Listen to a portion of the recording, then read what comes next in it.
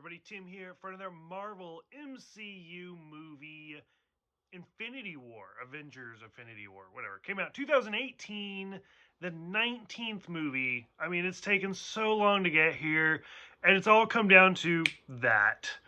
So, I mean, this has never been done before. The fact that, like, this whole thing has just been going and going, and we're finally here. I was not disappointed. I'll say it right now. I really, really liked it. Let me get out of the way by saying my goal for this is to just talk about this movie and nothing that's come after it, which is really difficult. But I really had fun with it. The Russo brothers directed this, the same brothers that did, Civil War and Winter Soldier. And so, I mean, I thought they did a fantastic job. I remember just hearing about how many characters are going to be in it, and I was like, how do you juggle that many characters? Even with a long runtime, like, how do you juggle that many characters? They did it. Like, I thought they did a really, really good job of it. So I'm going to kind of work my way through it. There's a lot to talk about, so kind of bear with me. Just some of my favorite, like, key points of the movie and what I liked about it. So the number one scene that really kind of stands out with me is, so at this point, so my husband and I have been together for, at this point, 10 years. I mean, we got together, the first Marvel movie we ever saw together, I think, was Captain America. Maybe the Avengers. Maybe, actually, I think it was the Avengers. And so to just have him with me when we were watching it, and just the opening scene with, like, the Hulk and Thanos isn't even trying and just kicks the Hulk's ass.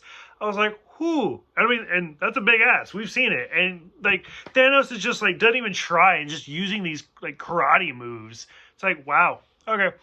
So a lot of death in this movie, and not even from the snap, just deaths in general that we don't get over.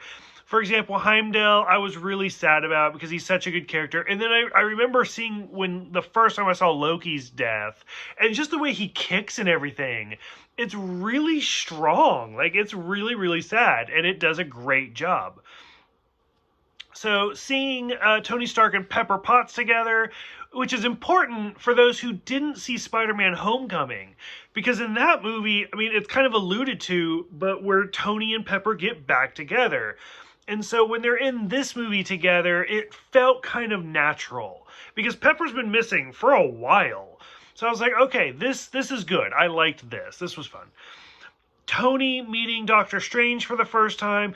Everybody out there wanted a no shit Sherlock joke, and they didn't do it. I mean, I'm sure, like, if anybody could do it, the Russo brothers could have figured a way to get it in there. But it's probably for the best, let's be real. Because, I mean, both Robert Downey Jr. and Benedict Cumberbatch have played Sherlock, so somebody wanted them to be like, oh, no shit, Sherlock, and just have them both look at each other. I'm really kind of surprised they didn't make, like, a goatee beard, because there's the famous Facebook meme of, like, goatee bros. So I was like, that's surprising. My biggest disappointment for this whole movie is when they make the Ben and Jerry references, like Stark Craving Mad or whatever. And the fact that Ben and Jerry's did not actually release Avengers ice cream, like, to coincide with this movie, well, I will forever be disappointed in Ben and Jerry's. That's not going to stop me from, like, after I'm done, I'm going to go inside and eat, like, a whole pint of Tonight Dough. But still, it's really sad. We get to see Peter and Ned. Again, like, Peter's whole thing, like, if you didn't see Homecoming, I feel like you would be confused by a little bit of this. But, I mean, I guess it is what it is, so whatever. Seeing Vision and Wanda, especially after, like I said, this review's much longer after the movie, but, like, after seeing WandaVision, seeing Wanda and Vision together is so sad, and it's so, like, oh my god. But seeing all of the, like, the other Avengers, like, coming up, like Black Widow and Falcon and everybody that's on the run is fantastic. It's really, really good. The collector scene really stands out to me, like I've said before, especially in the Thor Ragnarok video. So the collector is the brother of the Grand Master, the character from Thor Ragnarok. So I would have, again, I need to see something with these two together. But like the whole scene where Thanos like fakes his own death is like, fuck. Like it's so like, I don't know, it's so shady.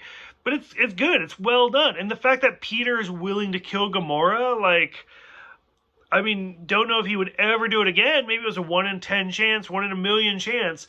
But he does pull the trigger. That's why the bubbles come out. So he was willing to do it. I think it's interesting that we don't get Hawkeye or Ant-Man in this movie. And there was a lot of speculation about that when this first came out. But we already knew Ant-Man was going to be the next movie. So that's kind of fun. We finally see the return of Bucky, who technically the last time we saw him was the end of the Black Panther movie. Missing his arm, but he gets a new one. Thor getting a new eyeball. So, I mean, that's neither here nor there. Fuck it. The 1 in 14 million chance. I don't know if there's a significance in that, or they just chose a really high number. But it was kind of interesting just to see, like, oh, there was 1 in 14 million plus chances of us doing this, so we'll see it. Everybody was super excited to see the Red Skull again. It's not Hugo Weaving. They did kind of fool me, like especially the voice. Like the guy who does the impersonation does a fantastic job. But everybody's been talking about that since 2011 from the first Captain America movie. Like, when are we going to see Red Skull again? Are we ever going to see Red Skull again? And this is the first return of a major villain. So I thought that was kind of cool. And I actually liked his little character, where he's more of like a ghost protecting the Soul Stone. I did not foresee the death of Gamora. That was really kind of surprising to me. Wakanda, the final battle, was really great. This is another example of where Marvel does a great job of changing the trailers. I've brought it up so many times at this point, but I'll do it again. Because they do a good job of changing the trailer, so they're like, here's a taste of what you're going to get, but it's not the actual meal. Because in the trailer, you get clips of like the team, like Captain America and Black Panther and so, and the Hulk running into battle. When you watch the actual movie, it's the same lineup, it's the same team, but it's the Hulkbuster. It's Bruce in the Hulkbuster outfit instead of the actual Hulk. So, I mean, they do a good job of kind of updating and changing, like, just to kind of throw you off a little bit. One of my favorite parts is probably Thanos actually knowing who Stark is. Like, that has to be the best honor of all time. So I really, really liked that. And then that whole battle, like the final ending battle, where everybody blames Peter for, like, just, they almost had the gauntlet off, and Peter fucks up everything. It is what it is. The one that was kind of backtracking, little loop right there. When they get to Wakanda and him turning back time, it's still an amazing scene with Wanda like breaking the stone and Thanos like, oh well, whoop. I mean, it's kind of perfect though, because we literally saw Doctor Strange do that over and over again, and nobody thought about it. Like the entire time they're like, oh my god, what's gonna, and as soon as Thanos is like, bloop, and everybody's like, there we go, that's what it is. The final snap, and then that's it. Like, this movie is like, I mean, it's worse than like The Empire Strikes Back. Like, oh, this whole movie is just a kick in the teeth the entire time. It's so rough, but it's so good. It's so well done. So, I mean, it took us 19 movies to get here, which is just unfucking believable. So, I really liked it. I thought it was really entertaining. It was really interesting to see them balance that many characters. And, I mean, just to know that the next one's going to have even more. So, I loved it. So, I'm curious what everybody else thinks about it. Like, is it worth the 19 build-up?